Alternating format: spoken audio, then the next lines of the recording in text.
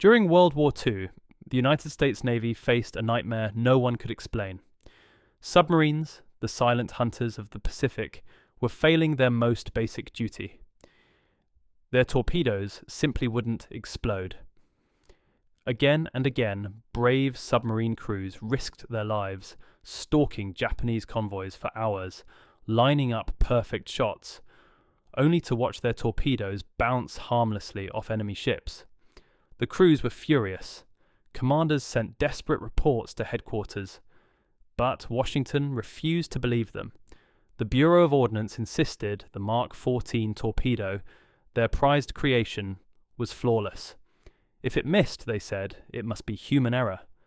But deep down in the Pacific, on cramped steel submarines filled with sweat, oil, and fear, the men knew the truth. Something was very wrong. One of those men was Machinist's mate Charles Swede Mommsen, a brilliant but stubborn engineer who refused to give up. He wasn't an admiral, he wasn't even a commissioned officer, but he had one thing the top brass didn't: the courage to break the rules. One day, in 1942, after yet another failed attack, Mommsen gathered his crew in the engine room. They laid out the broken torpedoes that had been fished back from the sea. He examined the detonator, a delicate mechanism meant to trigger the warhead upon impact, and there it was, the flaw that had cost countless lives. The detonator's firing pin was too soft. When the torpedo hit a target at high speed, the pin bent instead of striking the explosive cap. The torpedo didn't explode, it just thudded against the hull and sank. Mommsen was furious. He sent report after report, but everyone came back stamped. Rejected. Do not then agree. Libre if you want.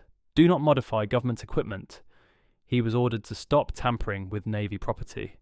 But by then, he had seen too many of his brothers die because of those useless weapons. So he decided to do something illegal.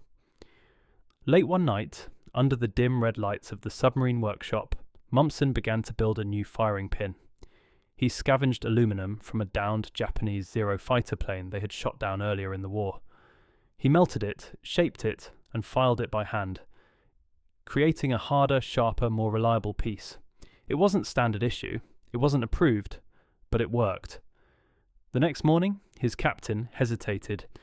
"If this fails, they'll court-martial you, Swede," he warned. Mommsen simply replied, "If it works, sir, they'll thank me later." The submarine submerged once again. They found a Japanese supply ship moving across the dark ocean. Mommsen watched from the torpedo room, his hands trembling slightly as the captain called out, "Fire one!" The new torpedo streaked into the blue, straight and steady. Everyone waited. 5 seconds, 10, 15, then boom! A massive explosion lit up the horizon. The ship split in half and sank in minutes. Cheers erupted through the sub. For the first time in months, their torpedoes worked. Word spread quietly through the fleet. Machinists whispered about Mommsen's illegal fix. Submarines began copying his design in secret, replacing the defective firing pins with his handmade aluminum ones. Soon reports of successful strikes poured in from across the Pacific. Japanese ships that once escaped unscathed were now being sunk daily. The tables had turned. Finally, Admiral Charles Lockwood, commander of the Pacific Submarine Fleet, took notice. He ordered an official investigation and confirmed everything. The Mark 14 torpedo, the Navy's pride, had indeed been faulty from the start. Mommsen's modification, though unauthorized, had saved the fleet. Lockwood was outraged that the Navy's bureaucracy had ignored months of warnings. He famously said, "If the Bureau of Ordnance were in charge of heaven, we'd all be praying in hell."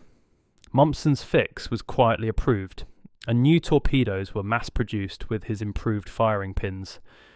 From that moment on, American submarines became one of Japan's greatest fears. In just 3 years, they sank more than half of Japan's merchant fleet, crippling their supply lines and helping turn the tide of war. But for Mommsen, there were no medals, no parades. His work was classified. He simply returned home after the war, back to a quiet life, never fully recognized for his brilliance or defiance. Yet among the men who served beneath the waves, his name was legendary. He wasn't a hero in uniform or a man of high rank. He was a machinist, a mechanic who refused to accept failure, a man who broke the rules to save lives.